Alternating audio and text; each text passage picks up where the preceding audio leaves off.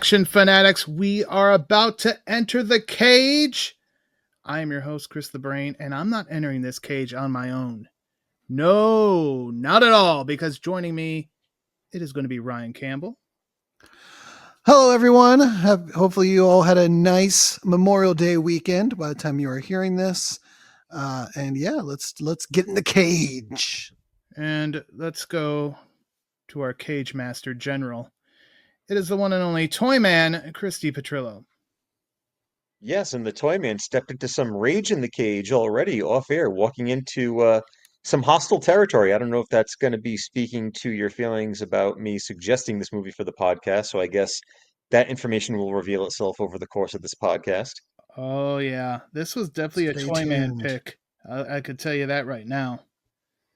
But you know what else was a Toyman? You know what Toyman's been talking about the past few episodes of this program? Besides Barry Chan? Oh, goddamn Barry Chan. Besides Barry Chan is the fact that he was going to review Karate Kid Legends. But guess what, folks? You get more of me. Oh, snipe. You sniped him. Article sniped him. That's right. I got the invite to go to a screening of this brand new movie on Tuesday night. As this drops, it'd be later that night. So I'm going to be in on it, getting in on the ground floor.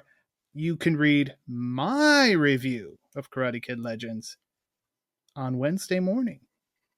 So it's not often when the boss decides to steal work away from the staff. Last time I did it was for Bad Boys, which again was a Sony movie that I was like, oh yeah, I forget that sometimes I get the invites. Yeah, so we'll have that. Toyman, I know you have pivoted and you are going to have something else for us. You know, you don't just get the week off. You still have to do work. It's just not what you were originally intending. No, and you threw something at me that it could be fun, could be something different, but it's something that if you are a reader of our site, if you are a listener of our podcast, I think there's going to be quite a bit of crossover appeal for this one. All right. And I also want to mention that I will be reviewing Enter the Panther, which I just got the shiny new Blu-ray of over about a week ago now. And I'm very anxious to check it out. Bruce Lee, some old school kung fu that doesn't involve goddamn Barry Chan, to my knowledge. So I'm looking forward to that. And again, as Ryan mentioned, as this drops, Memorial Day weekend would have happened. And that also means the end of The Last of Us. Yeah, I mean, it came on quick. I think I'd operate on the assumption for most season it was going to be 8 episodes. But nope, only 7. And it'll all be wrapped up this week. And it'll be interesting to see where they go. There's still so much to tell, and after an emotionally heavy last episode, a heavy penultimate episode, but in a different way, we'll see where they go at the finale. Also, I had just posted yesterday the 10 things you didn't know about Rambo from 2008, and last Friday I had my Superman tribute as well. So if you haven't seen any of that, you can check all of that out at bulletproofaction.com. And let's get into this movie that was selected by the Toyman, Chris DePetrillo, that he loves so much. It's called Cage. It's also known as The Cage. I guess that's the international version, Chris. Is that accurate? That's what it seems to be, because, of course, as we were dishing some ideas out for podcast subjects, this movie had been on Tubi, but we were left to seeking this one out via YouTube. Couldn't even find a good copy on the good old archive. So the one on YouTube called The Cage, and it does appear to be an international cut of the film. And it does appear to be a VHS rip. Yes, yeah, which at times almost seems to be moving in slightly fast motion, like those like Benny Hill scenes. Yeah. So maybe it's the UK cut. And at times, that could be. At times also, anything could be happening on the screen. I'm not really sure, but we'll get into that. The Cage was released here in the United States on September 1st, 1989. And we start off the movie in 1969 and in Vietnam. Ryan Campbell, I know you had to be excited that we were going back to Vietnam. I was having the flashbacks. I was having the PTSD Vietnam flashbacks, but for entirely different reasons. It did help though, Brain, that I think this was like somewhere in Utah, Vietnam or something. It didn't look like the Vietnam that we usually see in movies. Why would you There was say a lot that? of like there was a lot of rocks and like prairie. It wasn't very jungle-esque, but Captain? I don't know. Okay, thank you, Captain Topography. You mean it wasn't the Philippines? This wasn't a Black Belt 2 situation? I don't know, but it definitely didn't look like I'm Nam. No Nam I've saw over my 10 years I'm gonna in the guess jungle. Southern California personally, but we'll I saw a tumbleweed roll across the screen. I don't think those were in Vietnam. well no. So we are in Vietnam as far as movie Vietnam, and we see American soldiers. They're on the move. They got to get to the LZ, and they got to get there fast. But they are under heavy fire, and well, again, it's tough. It wasn't a crystal clear 4K beautiful picture. that's very to true. say the least. But you knew Reb Brown was on the screen because he was shouting as Reb Brown is known to do. He's got to stay true to himself. Oh, he never veers from his path. And then so there's Reb Brown, but we also see Billy Thomas, the hulking Billy Thomas, I see what you did there. played by Mr. Lou Ferrigno. Takes one of his fallen comrades, picks him up, and he just goes for it. Makes his way to the chopper. Get to the chopper, indeed. But you know who almost doesn't get to the chopper, Chris? And that's Captain Scott That would Monroe, be played by our man Reb. Reb Brown. So he almost misses it. But Billy proves to be the friend of friends. Oh, I'd say so. He lends him a very helping hand, one that he miraculously is able to keep in use after he takes a shot right to the temple. Mm.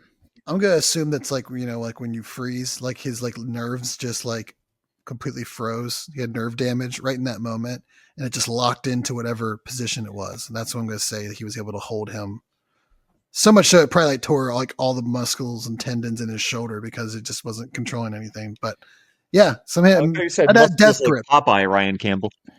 That's right. Yeah. So he ends up saving Scott despite the bullet to the head. And then we're back in the United States in a VA hospital to be exact. And this is where the whole kind of opening credits goes on. That was the best part of the movie. You loved it? You like that song? I was cackling. It was pretty good. I mean, that song is like... I also just didn't know what was going on with Lou Ferrigno. Like, I assumed that he was just like in a coma, but then like halfway through, he's like his eyes are open, but he's not like reacting, and I wasn't really sure what was going on. I also liked the very like early ones when the doctor like opens his eyes, and it's like a comically white eye. Like I don't know what's in there, but it's like they're trying to say. I guess it was rolled back, but it's just like a golf ball white. His eye. Yeah, that's pretty good. This opening sequence was awful. what always stuck with me through the years, because when I first saw Cage, it was on Cinemax back when they used to do, the action movie premieres, like 10 o'clock on a Saturday or whatever it was. And the helicopter scene with Ferrigno taking the shot to the head and then the ensuing rehabilitation process over the opening credits. That was what always stuck with me. And I always felt it was weird. And I believe I even mentioned this when I covered this in No Surrender Cinema years ago, was you have a guy with a brain injury and his buddy kind of rooting him on. And it's essentially a love song. Yeah. I believe it sounded like Kenny Rogers Through the Years. It kind of had that type of tempo. And it's like, this is a very awkward way to start an underground fighting film. Yeah, and like, Reb Brown is like smiling throughout the whole damn thing too. I mean, and I get he's trying to be positive and encourage his friend, but it just and we're talking like it was everything was there was all the pieces were there, but they didn't belong in the same puzzle, is what it felt. Yeah, and we're talking like the earliest Especially stage. since Lou knocked the puzzle off the table in frustration. Yeah, his buddy is like comatose next to him, and he's just smiling at shit grin next to in the bed next to him. Oh, and I just kind of was shocked by something you said, Toyman, about Cinemax, because I didn't think that channel even came on till like 11:30 p.m. But Apparently, it I was only on ever- earlier. I didn't. I'll tell you this: watching this movie, the quality was pretty close to the Cinemax I used to watch back in the Oh day. my word. Okay, Scramble Vision. Uh let's talk about where we go from there because now it's Los Angeles, 1989. These two men have not aged in 20 years. And they're just kind of walking in LA. Nobody walks in LA, I've heard, but they were. And they go to the bar, and apparently it's their bar, though, Chris. It's Scott's Yeah, bar, really. we've gone from well, I mean, I you know what? I guess that's some positive adaptation to society. You know, a lot of the Vietnam veterans would usually be found frequenting bars Right. or Which is possibly what just drinking on the which street. is what I was assuming at first. They were just going in there to But no, get drunk. Yeah, and you know how most people like their local bar they call their bar. Right. They don't actually mean they like Right. have the deed and own it. So I Right. assume that's what Like you're talking Norm about. Peterson. Cheers was his bar, Rest but in he didn't peace. own it. Rest in peace, big man. that's right. George went to Cheers quite a lot. There's a stool open for you in the Cheers in heaven, There is. Um, and everybody knows your name. That's very good. Anything else you want to add? I think I'm done. Okay. But yeah, so they go to the bar, but it's Scott's bar. But before we go there, we do see a man making his way to some classic underground fights. And I mean, I think he has to take an elevator down. So this is really might be underground. I don't know. Or did he go up? Who's to say? Anyway, these underground fights are held inside a cage. Dun dun dun. Like the Yeah, the title. Right, right. Not inside Nick Cage. No. So Whoa, that's a very different movie. So this is the type of scramble vision that you were looking for, huh? we we we see Tony Bacala's fighter getting his ass handed to him by the reigning cage champion Chang. At least I think that's what I was saying. Again, the copy on YouTube is absolute shit. But Chang is someone I certainly recognized as the one and only Tiger Chung Lee. Yeah, definitely the one and only. And the only time that he was ever positioned as being a world heavyweight I champion. was going to say this was the first time, the only other win I could recall for Tiger Chung Lee, and it was a shocker. And it's still a shocker almost every time that I rewatch because I just forget about it. But it was like I'm pretty sure it was Madison Square Garden, Tiger Chung Lee versus Brad Rheingans, and it was like Brad Rheingans' debut in WWF, and you're thinking, okay, Tiger Chung Lee is just a guy who loses. This guy's making his debut. He's the All-American Olympian guy taking on the Korean. Of course, Brad. No, Tiger Chung Lee won. What the fuck? He went into business for himself, maybe. Maybe. So Tiger Chung Lee, who I believe he was in what did we see him in? Blind Fury. That's the name of that movie, right? Yeah. Yeah, he's one of the henchmen. Howard. He's the henchman in there, and he was in Red Heat and The Golden Child, I believe, as well. So More successful in movies than in the squared circle. yes, indeed. But here he is, the champion, and he is definitely the champion because he just murders Tony's guy. There's an incognito person taking photographs. I'm assuming she's a reporter, Morgan Garrett, and she gets blood like on. This is a blood sport, Chris. Yeah, I understand what you're doing there. But you know what? For a movie called Cage, there's not a lot of blood flying How around. would you know? Or Cage. Like, get a good look because we're not going to be back here for a while. Right? They don't. Yeah, they keep it special. They don't. It bookends the film, Yeah. you may say. So after the fight, why? I feel like Ryan Hunter was probably not the first choice to play this character, Chris. Is that because he's playing someone named Chow Tung? Yes. He does not look like a Very Chow observant. Tung to me. That's what the script says. It's like the teleprompter with Ron Burgundy. If it's in there, you have to say it. Ryan Campbell, did you recognize Mr. Ryan Hunter? I sure didn't watch in this one. I don't know if I recognize much of anything. Toyman. Everyone just kind of looked the same. You other than Lou you Ferrigno. recognize some people because I got text messages stating such from you. I did that. Yes. So one that we'll get to here in a bit. Bastard. Ryan or Toyman, I know you know Ryan Hunter. Ryan Hunter from No Retreat, No Surrender 3. That's right.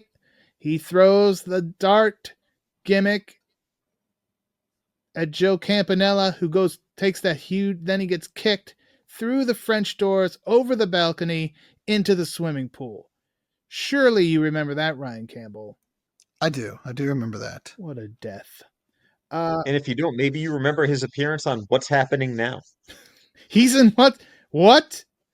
Oh, He is in an episode of What's Happening Now. Let me see which one it is. He's in season 2, episode 12, Old Army Days. Okay. Well, you know what? What's Happening did pop up on my suggestions, probably because I watched Martin. But I still got to get through 21 Jump Street, so maybe I'll go to What's Happening after that. So yeah, he is like the right-hand man to the guy, the promoter, but he goes to Tony, and Tony's guy, Mario, played by a recognizable man, Mr. Mike Moroff of RoboCop fame, and we talked about him as well, Chris, on Angel Town. Yes. Now, I looked him up because I remembered rewatching Cage, how I said that he gave me a lot of Jon Favreau vibes. Mm-hmm. Like he was like a B-movie Jon Favreau. Right. He also reminded me a lot of Art Matrano, who played Mauser in Police Academy 2 and 3. But I don't know if it's just his characteristics or if he has a Latino heritage, but he is a Latino or Hispanic character in pretty much every other role. Right. And he definitely was in Angel Town. Yeah. He was in Desperado. All right. Well, then we get to meet the fight promoter. So Chow Tung says, hey, the boss wants to see you because your guy just lost big time. So this is not going to be good news for them. Doesn't somebody have to lose the fight though? Somebody has to. Was whoever lost the fight going to be in big trouble? Like, what were they expecting to happen in this situation? Money. It's all about the money. But they're betting without even seeing the.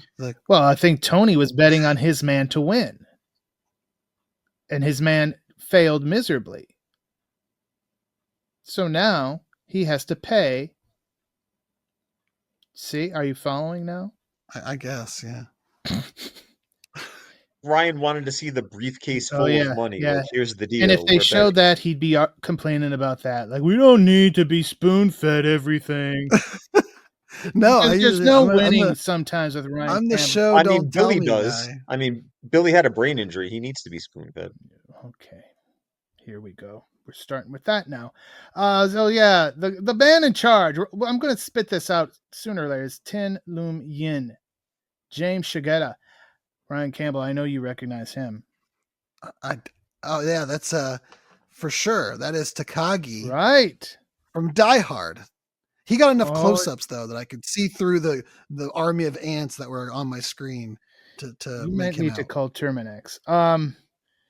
So yeah, Tony owes Mr. Yin a great deal of money. He has 3 days to pay, or else he gets chucked off a building.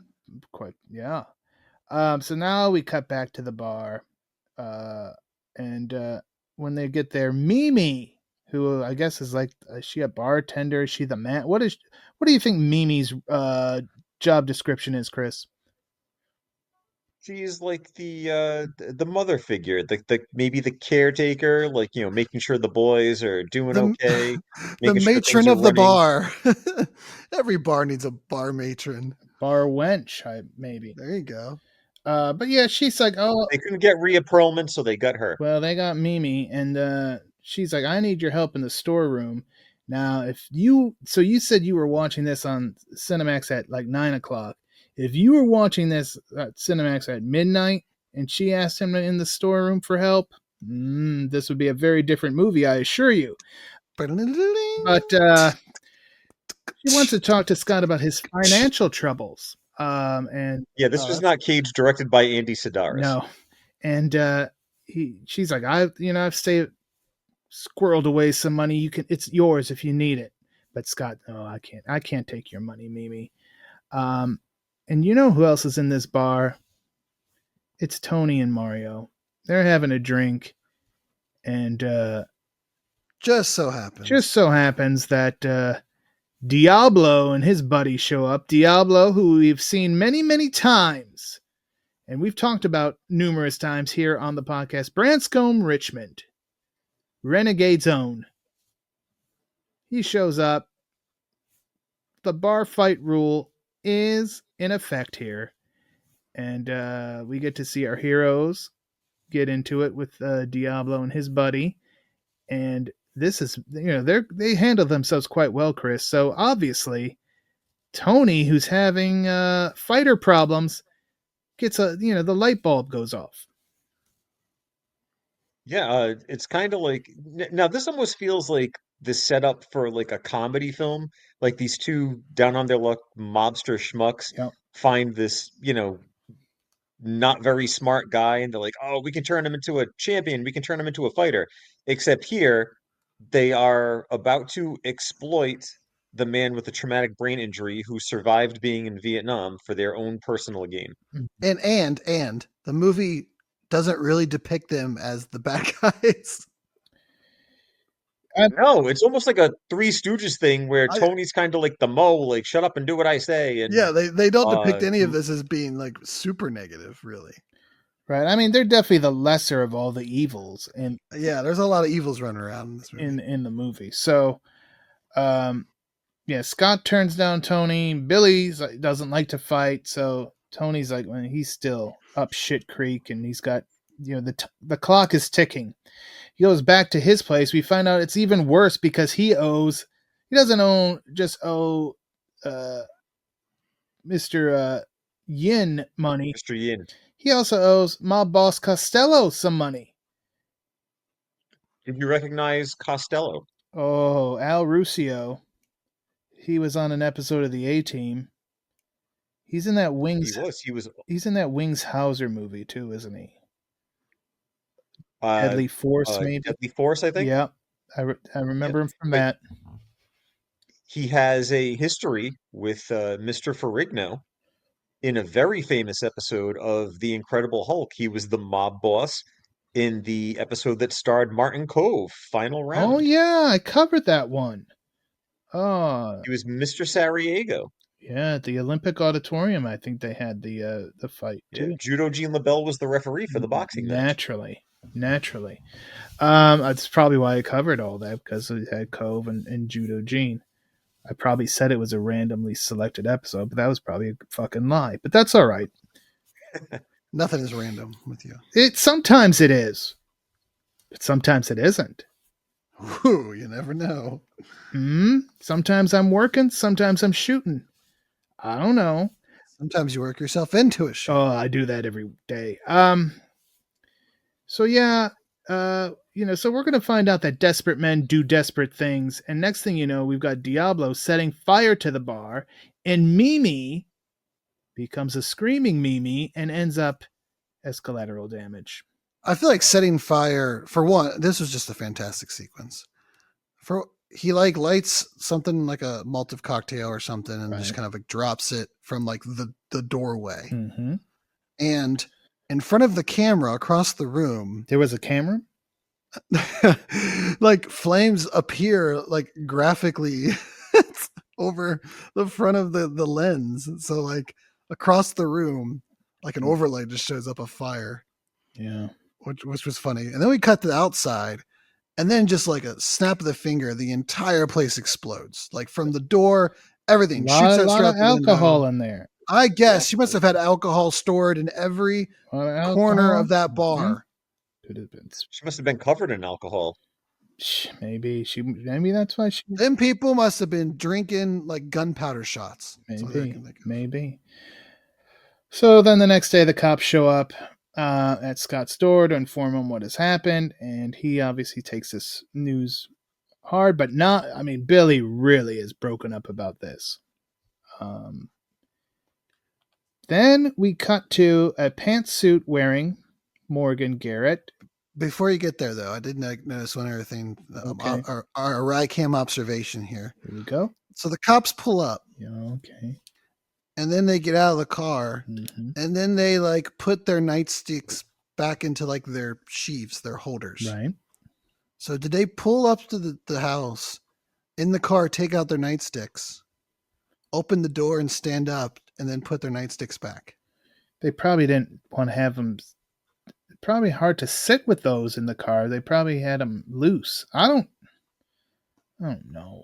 Are there any police? And let me know in the comments if that's Would standard issue. you want to sit in the car with that strapped to your side?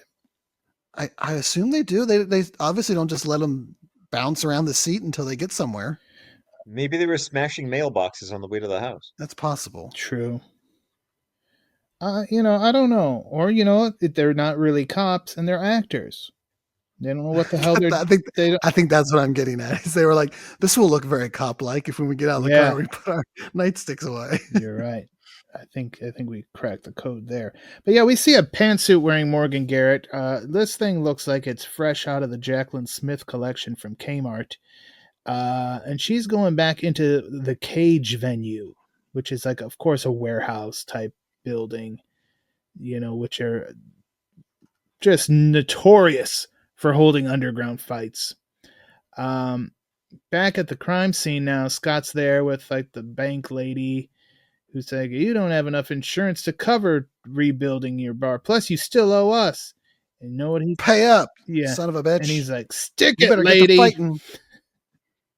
Yeah, she showed up awfully fast. This all happened in the span of like 30 minutes. Not even movie time, like real life time. If I were the cops, it's like, oh, the bar burned down. Mimi's dead. I have to go meet the adjuster. If I were the cops, I'd be looking into this lady. She was there way too fast, with her hand out looking for money. Yeah. But Garrett is almost busted sneaking around the arena. And she like hides. I guess she's like, is she under like the bleachers? And Chow Tung. Speaking of what's happening, she pulled the rerun method of wearing a big jacket and hiding a device under it. Much like when he was recording the Doobie Brothers giant recorder. She was one step away from just giant camera. She was one step away from just being on Gary Robbins' shoulders in a giant trench coat or something. Yeah, you know what? I was going to ask, do we think Chang could have defeated Gary Robbins? Hell no. Yeah, that's probably why they didn't. The Canadian Giant? Probably no why way. They didn't bring him in because there was no Canadian champion in the cage. It wouldn't be believable for Chang to beat him. So yeah, she's sneaking around and she thinks she's busted by Chow Tung, but I think he's just like doing some exterminating so she can breathe a sigh of relief. And then we see her leave, but know who else sees her leave is Tiger Joe, Mr. Yin's one of his henchmen, and he like just watches her go away, and that seemed odd to me. Ryan Campbell, I know you also recognize Tiger Joe. I like Tiger Joe. He is affectionately known as Man Who Steals Candy Bar from the newsstand in Die Hard. Chris, why don't you tell us who he really is? I mean, I could go on and on about Mr. Al Leong, but Ryan Campbell, what about Genghis Khan from Bill and Ted? I've never seen Bill and Ted. What? He's also in Rapid Fire with Brandon Lee. Yeah, I know he's in a bunch of other stuff. He's also in Lethal Weapon. Does the shock torture of Mr. Mel Gibson. Now, I understand it's become a weekly event that we expose Ryan Campbell to some of the great and not so great entries into the world of action. Oh, thank God. But I am shocked that Ryan Campbell has not been down the Bill and Ted road. I mean, it's one of those things where like I've probably seen all of it accumulated through bits and pieces over the years. Like I've seen like the bits, but I've never like sat down and been like, let's watch Bill and Ted. Okay. It'd be all right. So later that night, it's more cage action as Chang takes on like this American kickboxer dude. Not John Barrett. Which one? 1 or 2? 3. And this we do get one bastard from Tony, and it's the We just like I have to. All right, I have to time that one out because I just cracked on Ryan for not seeing Bill and Ted, but he literally comes back by making an American Kickboxer 1 or 2 joke. Kudos to you, sir. if, but it's not what I you're guess thinking. we are training him well, Brain. It's not what you're thinking though. That was just a dumb luck on his part. Yeah, I lucked into that one. Yeah, he doesn't know what he's talking about. But we do get a bastard from Tony, so that's the one and only bastard in this movie. Dialogue bastard. There's plenty of bastards in the movie. Mario and Tony now are like, okay, they got to pick up Billy, and they hoodwink him. They're like, oh, Scott asked us to pick you up, and then he's like, you know what? We want you to wrestle for us. And Billy, they know Billy loves wrestling, and who can blame him?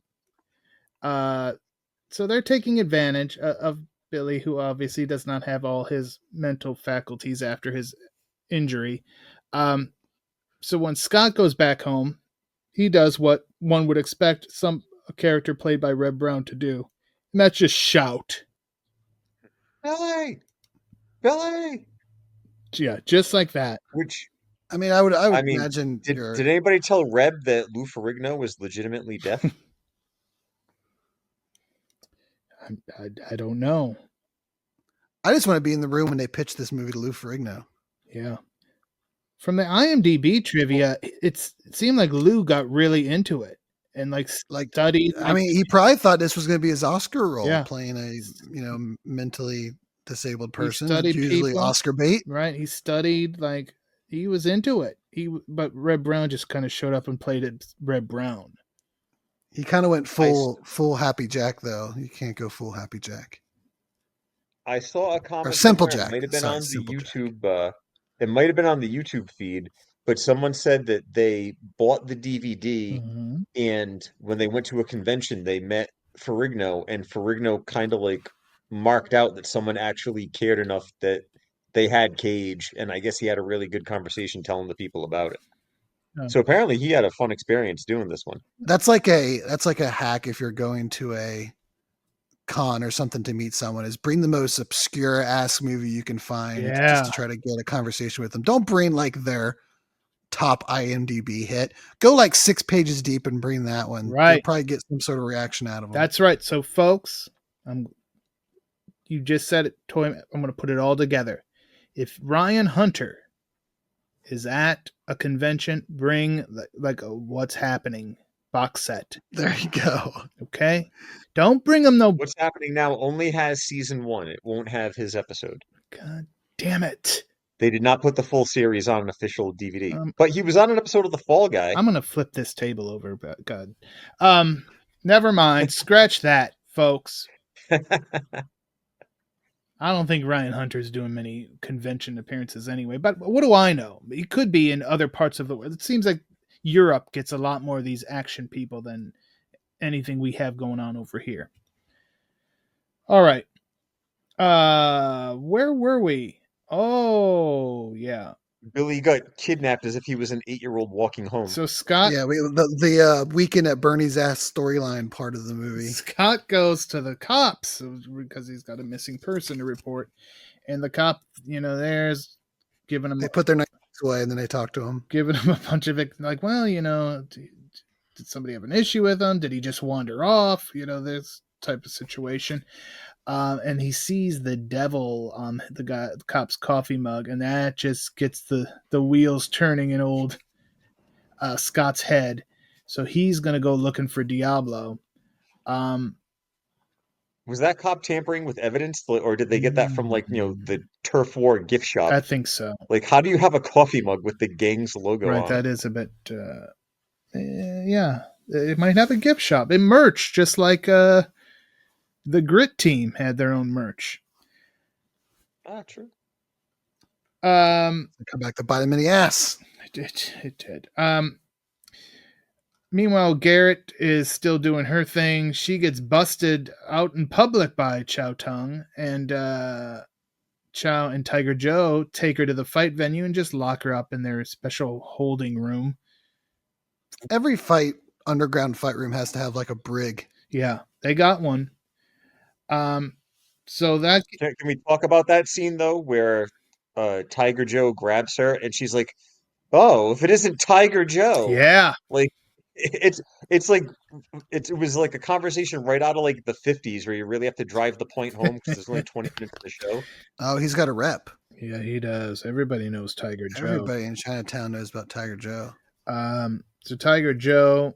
Oh yeah, so that buys the time. Now we reconnect with Scott, who's tracking down Diablo, and this involves shooting up a pool hall, taking down Queen Kong.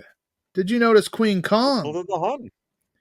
Oh yeah, that's her other gorgeous lady of Yeah, wrestling Hilda the Hun name. from Glow. Right. Yeah. Is that the one who was like, "You're gonna shoot a broad"? Yeah. And he Yeah. punches her right in the face. Yeah, that's pretty good. She's good. Check out our Death Stalker 2 episode if you want to hear more about her.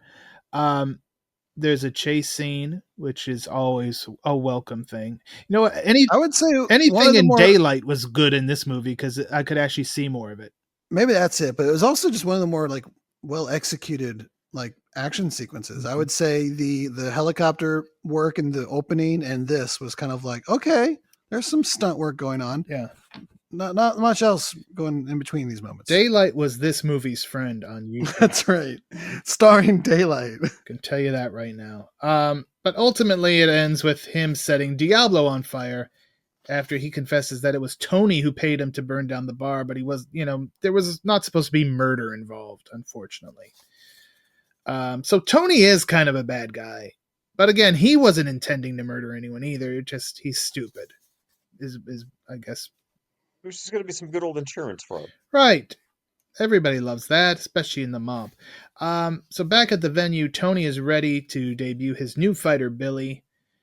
But that's about the time when Costello shows up, and he has a bodyguard, a recognizable bodyguard in the form of Mr. Danny Trejo. And that was Danny Trejo? Jeez. Yeah. That's how bad it was that I couldn't even pick Danny Trejo out. He was in there. And apparently exclusive invitations are not at the forefront of the Cage plot because apparently anyone can just show up at these underground fights. We've got the undercover reporter, we've got the mob, we've got the Chinese mafia, like everyone's there. And Costello wants in on the fight action because he's got his own fighter. So then Mr. Yin, in all his wisdom, is like, well, we'll set up a fight then between Billy and Costello's unnamed Italian fighter. And the winner will go on to face... Mr. Yin is like pulling for like a GM role on Raw or SmackDown here. Yeah, I thought he was going to book him into a tag match against The Undertaker. Oh, that would be Mr. Long who would have done that. Everybody agrees, so we're going to have this fight. But then Costello's like, wait a minute. Tiger Joe? This ain't no this is a cop. Oh, shit. Al Young as a hero? This was probably the biggest shock in the movie for me, Chris. I was not expecting that. Playing against type, he tried to do something new here. But again, the whole setup of how... And he basically is set up as being this, this menacing, it's Tiger Joe, basically by stalking the girl. Like, he knows that she's, like, creeping around, and instead of, like, grabbing her, which I guess explains why he didn't do that, because he is a cop. Right. But, his reputation precedes him, and then it's like, wait a minute, he's a cop. I know this guy. He killed 2 of my men. And it's like, okay, so if you are going undercover, wouldn't you want to be a bit more disguised? I mean, Garrett had a better disguise than he did. Right. Well, maybe he just never thought the criminal wires would cross. Well, they stay in their turf, the other people stay in theirs. No one's the wiser. Well, maybe. Scott is now looking for Tony, and how does he find this fight venue? because as you said, there's no invitation. So how did I miss a part where he figured out where this thing was? Anyone? Didn't he? I'm thinking, but I mean, I probably wouldn't have seen it anyway. I have to think back because it had to do, yeah, it had to do with Billy. He wasn't there when Billy fought the first time. He came after the fact, right? No, he gets there. I mean, he gets caught before Billy fights. Like he shows up. He has no. I don't think he has any idea that Billy's in there. He gets there. 'Cause he was with the mob He guys. gets there, and they say, "Who the hell are you?" And they throw him in with Garrett and Tiger Oh, Joe. with Tiger Joe and Garrett, yeah, because that's when they have to burn her pants. Right, and then, but yeah, in between that, so they get him, they lock him up, and again, I don't really know how the hell he got to the venue to begin with, or how he knew to go there, but who cares? He gets there, they immediately catch him, throw him in the brig. Now it's cage fight time. It's Billy versus Italian fighter Ryan Campbell. Did you recognize the Italian fighter? I did not. I didn't recognize much, Oh. Brain. I'm telling you. I did think, I'll tell you this. I did think like I probably could recognize that person if I could see a little clearer. Right. Toyman. The one, the only, friend of the site, legendary martial arts Oh, I action love him. villain, Matthias I love Hughes, him. notable for the original black belt, for No Retreat, No Surrender 2. We mentioned part 3 earlier. TC 2000. Mission of Just Justice, which we covered, which Ryan Mission Campbell of was on Justice. the That's episode right. with us. Yay. He was the brother That's of right. And Brigitte Nielsen, the champion. He had the belt. He stole the here he belt. was a hilariously overdubbed Italian fighter. Yeah. Because you could hear whoever was doing the voice work every time he like got a hit or was like in control. It was just like, yeah. Oh, I thought he said like "Mamma Mia." That would have that I would actually pay to see a Super Mario Brothers overdub of this film. And he gets kicked in the face. Oh, that's a spicy meatball. Right. And at the end, just coins come out of him for some reason. So Billy is quite taken aback the fact that the Italian fighter is cheating. But that starts to get him angry, and you wouldn't like him when he's angry, folks. No, he said, "You hurt me, now I'm gonna hurt you." That's right. That's fair. What's fair Give is him the fair. Oscar, folks. Who won the best picture or best actor Oscar this year? In 1989. 1989. You'll have Let's to look look that and up. Why don't you look see. that up? Since you don't know anybody in this. It was a tie between Lou Ferrigno and Reb Brown for Cage. So they just Dustin Hoffman, of course. for Rain Man. He got He outrained man. He got outrained man. Oh, that's why Lou Mm. Ferrigno couldn't win. You know, Dustin he Hoffman sits there stole every, his brain injury thunder. yeah, he sits there every night and is like, son of a bitch, the 1 year. All someone else. years.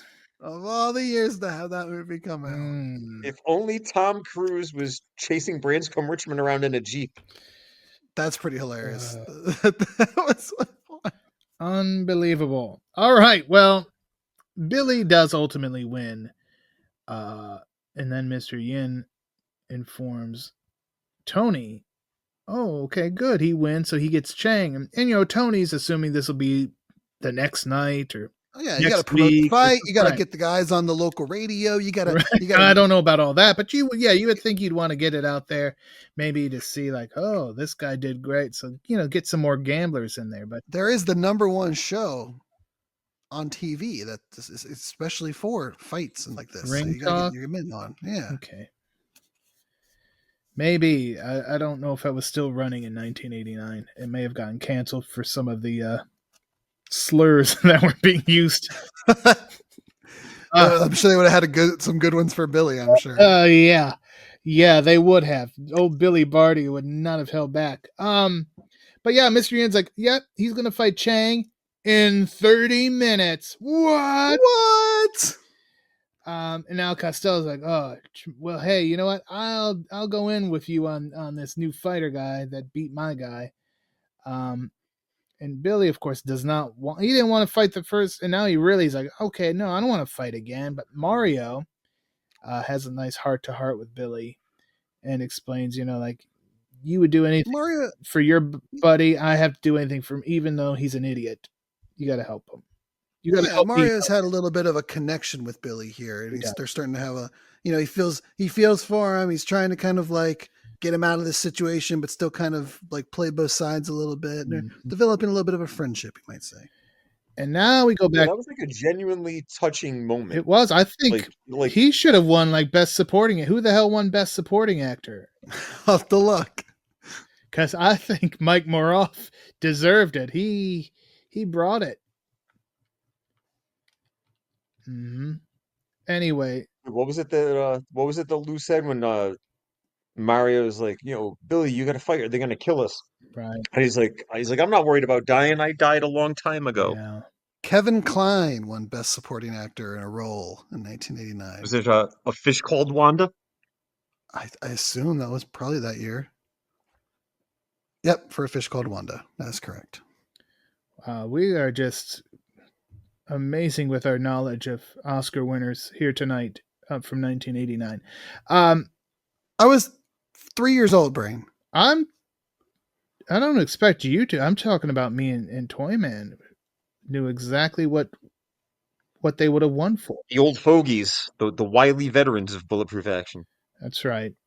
So now this is what you had mentioned earlier, Toyman. We got to we do an escape plan, and it's the old classic. Let's start a fire, and then the guards will have to come in because they'll see smoke coming from under the door, and then when they come in, we ambush them, and they have like a piece of paper, but they need something else to burn, so they burn Garrett's pants. What did they have to start the fire? Billy Joel. Which no, actually, he didn't start it. That's the thing. 1989 as well. He didn't start it. So it had to be something else. Mm-hmm. Is that a 1989 song? I think it was around that time for sure. We Didn't Start the Fire was released as a single on September 18th, 1989. Oh! A mere 2.5 weeks after Cage. Oh. I believe Love Shack was the top song in 1989. That's a good one too. Well, that was the original title for this film. Billy was going to be fighting in like a seedy hotel. Yeah, why didn't they have Love Shack as the theme song? Don't worry, be happy was the Grammy Award winner. Oh yeah, that was good. That was a good one too. It would have been good for the opening credits. Like, don't worry that you get shot in the head. Be happy that you're alive. He's happy, all right. The Samoan SWAT team came out to that back in the day. Isn't that ironic? With Buddy Roberts as their manager. Don't you think? That's much later than 1989. All right. We're making the best of it, folks. We're trying. So yeah, the escape plan works perfectly. In the cage, it's Billy versus Chang, and Billy he knocks down Chang first, and now though Chang's you son of a bitch, so he just starts nailing him in the head, and this causes some synapses to going on inside. I really thought, and this is when I came around on the movie here. I thought he was gonna like beat the special out of him. Like I thought that's what the movie was doing. Yeah, like the raining and like the flashbacks. I'm like, holy crap, he's gonna rewire his brain. Yeah, and then like he snaps and he's like, blah, and he like hangs from the cage. Oh, and like, I got another 1989 reference for you, folks. It's like when Ruby Sue eyes went crossed when she got kicked by a mule, but then she fell down a well and they got uncrossed. Exactly. It's that type situation. That's what I thought was happening here. And I was like, okay, movie, I'm with you now. You got me. And then they just completely undo it. Yeah, but it's enough. It's enough to give Billy that boost, and he snaps, and then he wins yet again. Yeah. But as soon as they get back, and he's like, ooh, I'm like, daggone it, movie. You didn't have the balls. I thought you had the balls. Didn't have the balls. Not brute strength, but he wins with agility. Right. I'd say those legs are pretty strong to snap that neck. Well, that's true too. But yeah, he swings from the top of the cage and basically leg scissors him to death. And that's something you usually see in the women's matches. But wait. I guess Lou was using the Thigh Master. Was the Thigh Master out in 1989? Oh, Number one QVC item of 1989. Let's see. Hold on. The Thigh Master. It was invented. maybe Oh, come may on. have Give been me a may date have been a here. little later. Let's see. Thigh Master release date. Always Well, exciting when we look things up on the show. it April was of There 1991. you go. That's it was the Magic Mop was the top selling item on QVC in 1989. Well, they needed that to clean up all the blood in the right. cage. They sold 18,000 Magic Mops in less than a half an hour after going on air. Oh, that's magic. Indeed. Well, by all the adult theaters that were still in business back then. Ooh, right. So okay, now it's fine, but wait a minute. Mr. Yin has another fight for Billy. I gotta say, it is a bold strategy to follow up your world champion Yeah, with your East Coast champion. That's a that's some bullshit. what's behind door number 3 Right. situation there. Some And Jewish guess what? booking. That's going to happen in 30 minutes again. This guy's just blowing his wad. Like he's the doing, Tony Khan of underground doing fight 6 rings. months of booking in one night. Dumb shit. Anyway, Billy is in no shape mentally, physically. He's not into it for fight number 3. I don't think he was ever in shape mentally Well, to be that's here, but here. true. And Scott and friends make their way to Billy's locker room, and then Yin shows up and says, everybody's here. Everybody who needs to be in The the gang's scene all is here. Great. Billy can't fight anymore. Well, if he can't fight, then you forfeit and everyone dies. I love that delivery. Holy shit. Kill the all die. The stakes just got much higher. Scott's like, well, wait a minute. I'll take Billy's place. And if I win, everyone goes free. And he's like, well, everyone except that goddamn Tiger Joe. But he's like, no, even that goddamn Tiger Joe. And we all get laid. Yay. Even Reb Brown knows that Al Leong is a national treasure. He does. He does. So now we got Scott versus Yin's East Coast champion. What was Who that? is not named. He's just the East Coast champion. champion, Yeah, it's right? like Boys to Men, BBD, ABC, East Coast family.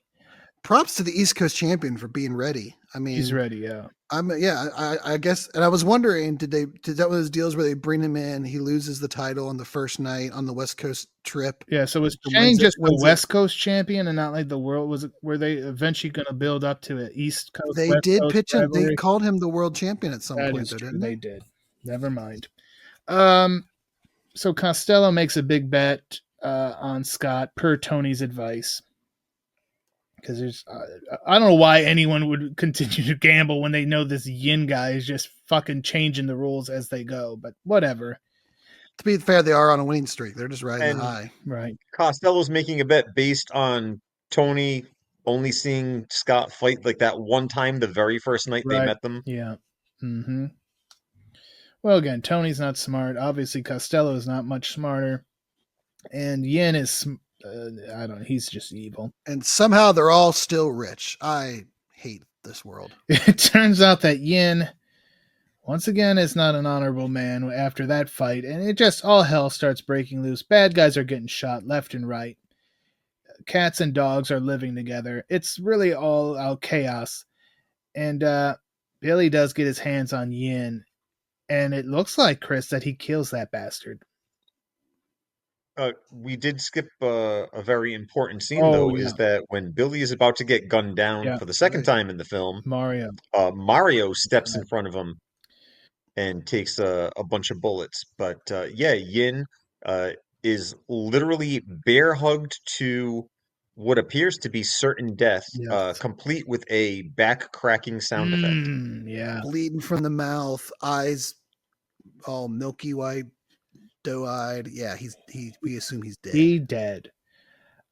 Garrett is being comforted by Scott for no other reason than he's Reb Brown, because I don't know. I guess because he asked for pants, there's built a bond off of that. I don't. What? Yeah, I felt like I missed something because even when they first meet up, Yeah, they're real chummy. she's like half hugging him, and I'm like, did I miss something where these two had some sort of relationship? Because I don't No. think they had met before this moment. No. Maybe that got He's cut. like, "Hey, honey, I'm Captain America." Right. The cops show up. Tiger Joe just gives Scott a briefcase full of money to rebuild his bar because fuck police procedure. Right in front of the police. Right, here you go. Just take. And just leave. You know, Before no question. if we keep it around, we'll have to, inventory it. And then we find out though that Yin is not dead. Does he return for Cage 2? I think he goes on to run the Nakatomi Corporation until Tiger Joe and a band of terrorists rob him. Yeah. But I do believe he does. Because it sure as hell ain't getting a sequel. This is getting a sequel, Ryan. Oh dear Lord. This does get a sequel. And the sequel is actually in a better quality condition on YouTube than the original is. Until we go to review it, then somehow will disappear. And it'd just be somebody who took their camcorder and taped it off of Cinemax at 3 p.m. on a Sunday. But anyway. From the other room. Right. Yin ain't dead. He does return for Cage 2, does he not, Chris? Or is it just like is it like flashback footage? No, he is actually in Cage 2, although they leave it a bit, mysterious as to what's going on in Cage 2. It's like Cage 1. We can always talk about, yeah, I mean, well, you can actually see what's going on again. I believe it's our pal, the Movie Man, who has the copy of Cage 2 up on YouTube. He's good. And he's pretty good with what he uploads. He's doing the Lord's work. He doesn't upload crap. And I understand, that sometimes what you're working with is what you're working with, and there's only so much you can do. But then the thing ends. The bar has been built. Must have been a lot of money in that fucking briefcase. And then the end credits go, and here's where I will ask for final thoughts, starting with Ryan Campbell. Yeah, it wasn't very good, and it's hard to get really invested in it when it truly is. Like, if nothing else, go find it on YouTube to see just how terrible the quality is. It was hard to pick out people, and everyone just kind of looked the same and everything. But there was a few moments, like I mentioned, the car chase was good. I thought the helicopter work in the beginning was good. I popped a little bit when I thought that Billy had come back to I guess our normal, not got the special knocked out of him. But and then they reverted ship. But yeah, it was a rough one. Toyman, I know this is one you have seen in the past. What was your rewatch experience like here? It's been a while since I've watched it. This is one that I've never really loved, despite the fact that I do own it on DVD and that I did watch it back in the day. I do have a fondness for Lou Ferrigno, so I think that leads to it. This one's just kind of no pun intended, given the circumstances of the character. But this is one of those turn your brain off movies for me. It's that's like, disrespectful. you know what? I haven't seen Cage in a while. Like I'll throw it on, but it's not one that I go back to. It's certainly not anything like, Sniper or Only the Strong or Judgment Night or something starring Barry Chan. Oh, Jesus You know, Christ.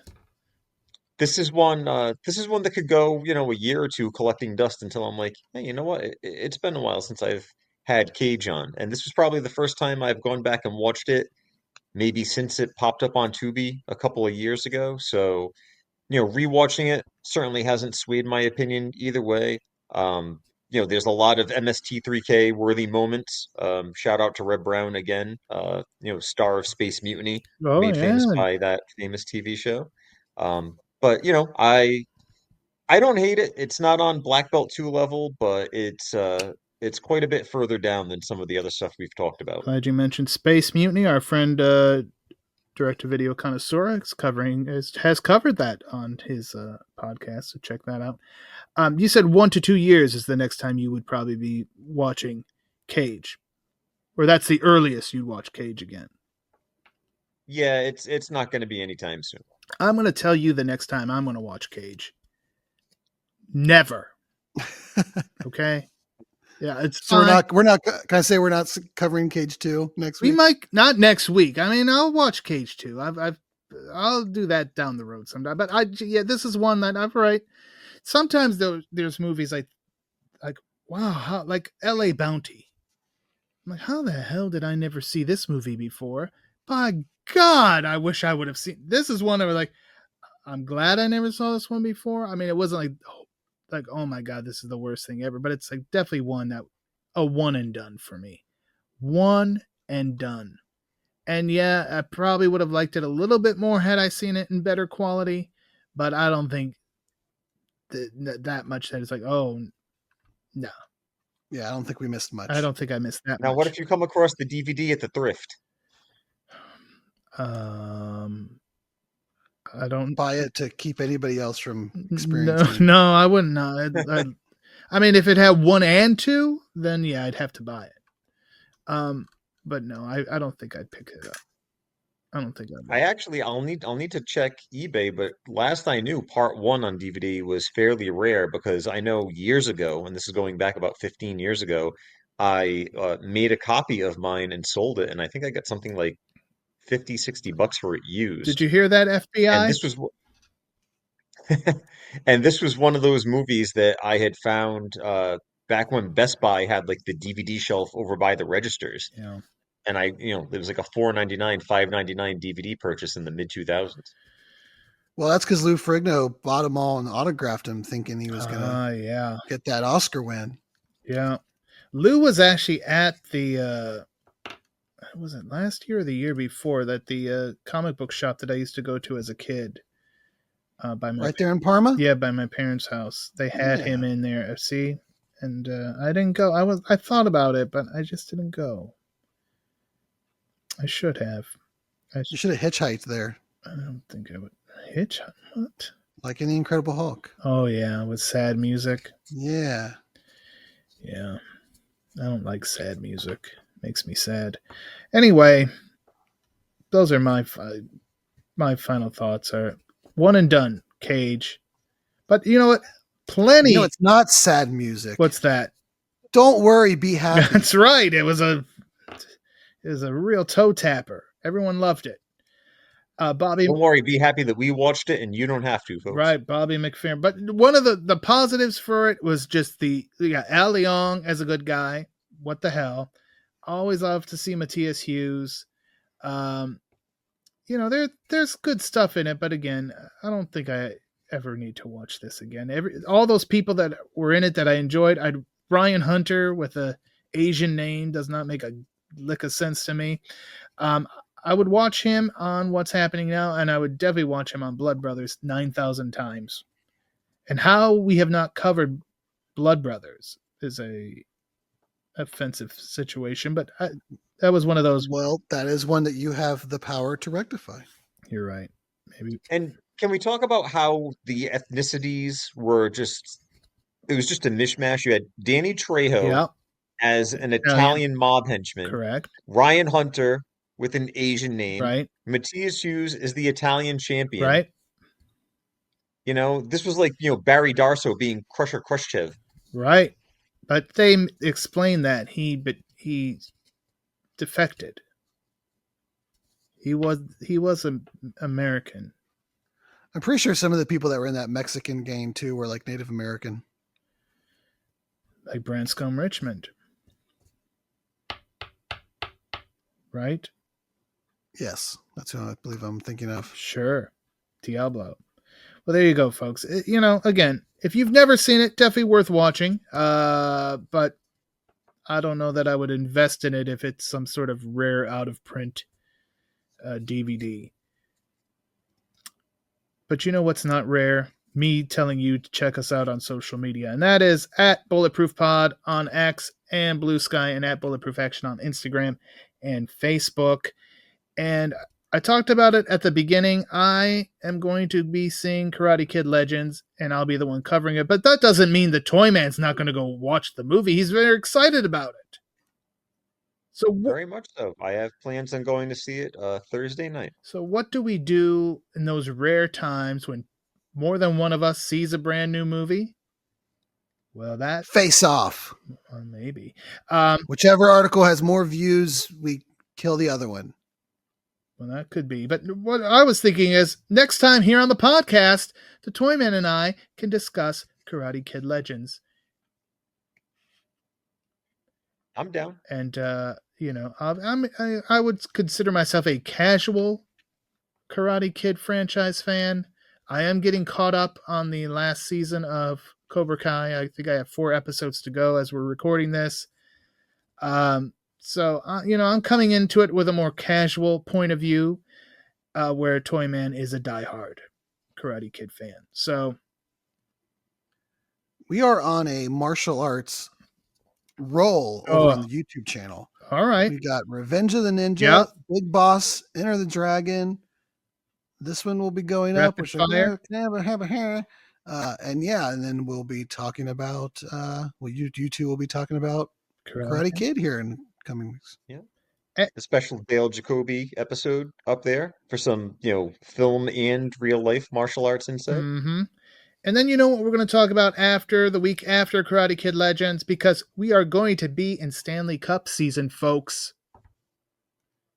How about a little? I'm excited for this one. How about a little Jean-Claude Van Damme in Sudden Death? Yeah. I feel like that's kind of like my quick essential Jean-Claude movie, because I just remember like growing up as a kid, that being on like Saturday afternoon on Star 64 or whatever, like that movie being on a lot. I love that film. I feel like it's one of his more underrated movies, and we will be covering that during NHL's big finale.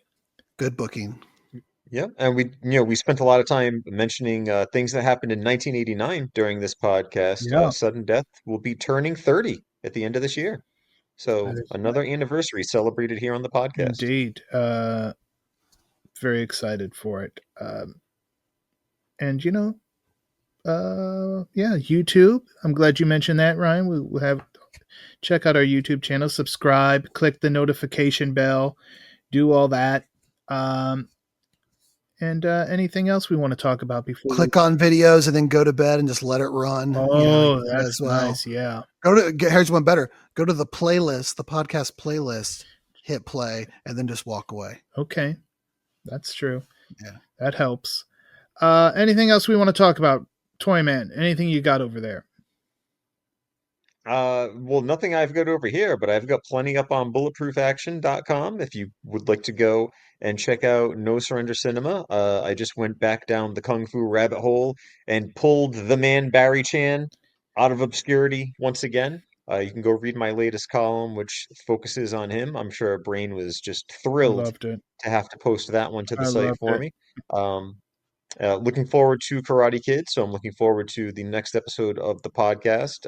Like you said, I am a diehard for the franchise, so I'm very interested to see the direction that they take this in and to see if it's a final chapter of sorts or if it's going to be building a bridge to further stories within the universe. So, a lot to look forward to, a lot to look back on and read. If you have the time, check out bulletproofaction.com, No Surrender Cinema, and I will be back with Brain next week. I went to Count the Bastards the other day, and I started watching this movie, and then goddamn Barry Chan came on the screen, and I shut the movie off and found something else to watch that had 13 Bastards in it. So it made the list. I'll save that identity for the list. But yeah, You can add a 14th bastard from me to you for turning off Barry Chan. Listen, I did not want to look at that man at that time of day. And that's you cover Barry Chan, and I'm sure you would let me know if it was very bastard heavy.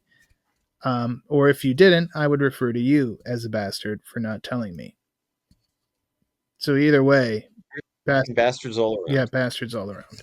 All right, folks, you're not bastards for listening. We appreciate you for listening. And as always, stay tuned for more of the Bulletproof Podcast.